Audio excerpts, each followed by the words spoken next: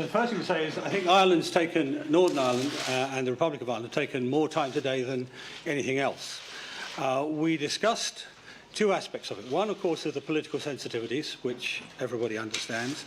The other is the determination to maintain as near as possible, invisible border, so we do not undermine the peace process, do not provide any cause for concern in Northern Ireland. This is a technically difficult issue, but it's one which I'm certain is soluble, although it'll probably take us until the end of the process when we've already decided what our customs and free trade arrangements are. But that's why we're starting now. That's why this was initially dealt with by a dialogue of the two highest ranking people, the two coordinators in this team. There's no doubt in my mind this is right at the top of the priorities that we need to resolve in this negotiation.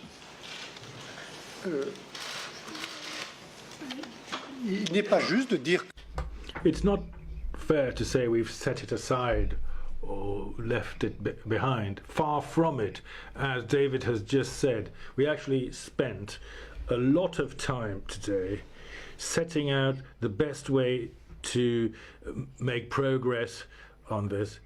This, after all, is one of the most sensitive issues before us, which was brought home to me a few weeks ago when I was invited by the Taoiseach and by both chambers of the Parliament in Dublin to address this. There is a very, very sensitive political dimension to this.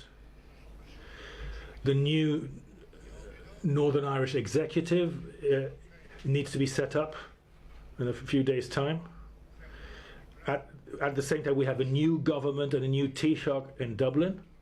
And, of course, there are the ongoing political discussions in London, which we're also following closely.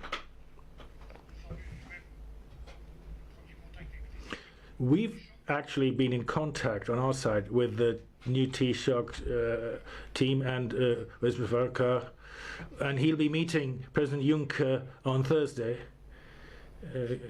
And I'll be meeting him, the new minister, tomorrow in Luxembourg, the new foreign minister.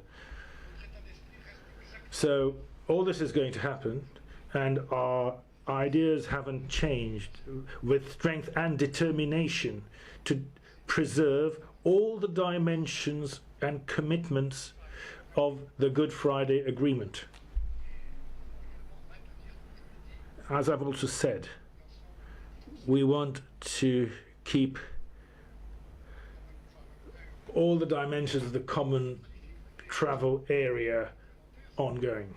The other problem in parallel with that is that without creating a new hard border, as I've said, at the same time, we have to come up with solutions, especially for goods and services, but in a way that is compliant with the normal rules and integrity of the internal market.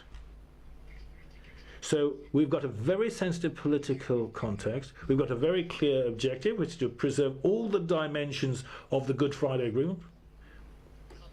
And we have an awful lot of work to do, bilaterally, and also in coordination with the Dublin government on my side, so that we come up with imaginative and concrete solutions along the lines I've described, and particularly taking into account the single market. So certainly no question of setting this aside or behind the others.